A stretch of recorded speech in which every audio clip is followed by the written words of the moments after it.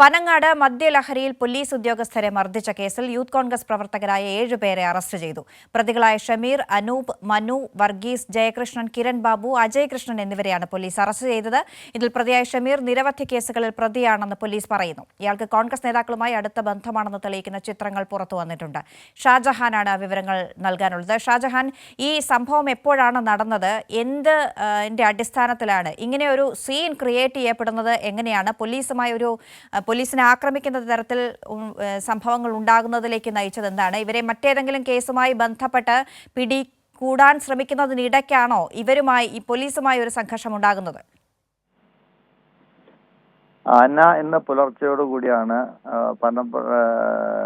എറണാകുളത്ത് വെച്ചിട്ട് ഇവരെ പോലീസ് കസ്റ്റഡിയിലെടുക്കുന്നത്.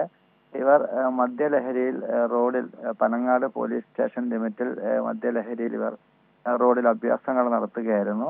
അപ്പോൾ അതുവരെ പട്രോളിങ്ങിന് വന്ന പോലീസ് ഉദ്യോഗസ്ഥർ കാണുകയും ഇവരെ ചോദ്യം ചെയ്യാൻ ശ്രമിക്കുകയും ചെയ്യുന്നതിനിടയിൽ ഇവർ പോലീസിനെ ആക്രമിക്കാൻ ശ്രമിക്കുകയായിരുന്നു. ഉടൻ തന്നെ കൂടുതൽ പോലീസ് എത്തിയാണ് ഇവരെ സ്റ്റേഷനിലേക്ക് കൊണ്ടുപോയതിൽ ഒരു പോലീസുകാരന് പരിക്കേറ്റു. അയാളെ സ്വകാര്യ ആശുപത്രിയിൽ പ്രവേശിപ്പിച്ചിരിക്കുകയാണ്.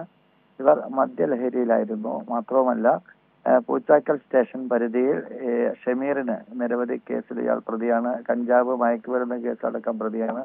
കഞ്ചാവ് വിൽപ്പന അടക്കം ഇവർ നടത്തി വരുന്നതായി പോലീസ് പറയുന്നു. മാത്രമല്ല, പ്രതിപക്ഷ നേതാവ് വി ഡി സതീശന്റെ ഒക്കെ തന്നെ സുഹൃത്തുക്കളാണ് ഈ യൂത്ത് കോൺഗ്രസിന്റെ പ്രവർത്തകരെല്ലാം. അതോടൊപ്പം തന്നെ കോൺഗ്രസിന്റെ മറ്റു നേതാക്കളുമെല്ലാമായി വളരെ അടുത്ത സൗഹൃദം പുലർത്തുന്നവരാണ്. അത്തരം ചിത്രങ്ങളിൽ നിന്ന് തന്നെ അത് വ്യക്തമാണ്. മാത്രമല്ല, ഇതിലൊരു പ്രതി ഈ കഴിഞ്ഞ പഞ്ചായത്ത് തിരഞ്ഞെടുപ്പിൽ പൂച്ചാക്കിൽ നിന്നും മത്സരിച്ചതാണ്, കൈപ്പത്തി ചിഹ്നത്തിൽ മത്സരിച്ചതാണ്.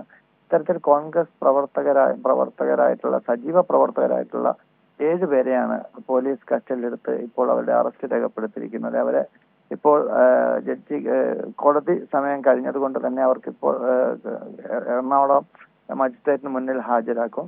അതിനുശേഷം ഒരുപക്ഷെ ഇവരൊക്കെ തന്നെ റിമാൻഡിൽ പോകാൻ സാധ്യതയുണ്ട്. കാര്യം, ജാമ്യമില്ലാത്ത വകുപ്പുകൾ പ്രകാരമാണ് കേസെടുത്തിരിക്കുന്നത്. പോലീസിന്റെ ജോലി തടസ്സപ്പെടുത്തുക അടക്കം, പോലീസിനെ കയ്യേറ്റം ചെയ്യുക, ഇത്തരത്തിൽ ജാമ്യമില്ലാ വകുപ്പുകൾ പ്രകാരമാണ് കേസെടുത്തിരിക്കുന്നത്. മാത്രമല്ല, ഇവരെല്ലാവരും തന്നെ യൂത്ത് കോൺഗ്രസിന്റെ സജീവ പ്രവർത്തകരാണ് എന്നുള്ളത് ശ്രദ്ധേയമാണ്. ഇവർ മദ്യലഹരിയിൽ അഭ്യാസപ്രകടനങ്ങൾ നടത്തുന്ന ചോദ്യം ചെയ്ത പോലീസ് ഉദ്യോഗസ്ഥരെ കയ്യേറ്റം ചെയ്തതോടെയാണ് ഇവരെ പോലീസ് കസ്റ്റഡിയിലെടുക്കുകയും പിന്നീട് അറസ്റ്റ് രേഖപ്പെടുത്തുകയും ചെയ്തത്. ശരി, ഷാജഹാനാണ് ആലപ്പുഴയിൽ നിന്ന് വിവരങ്ങൾ നൽകിയത്.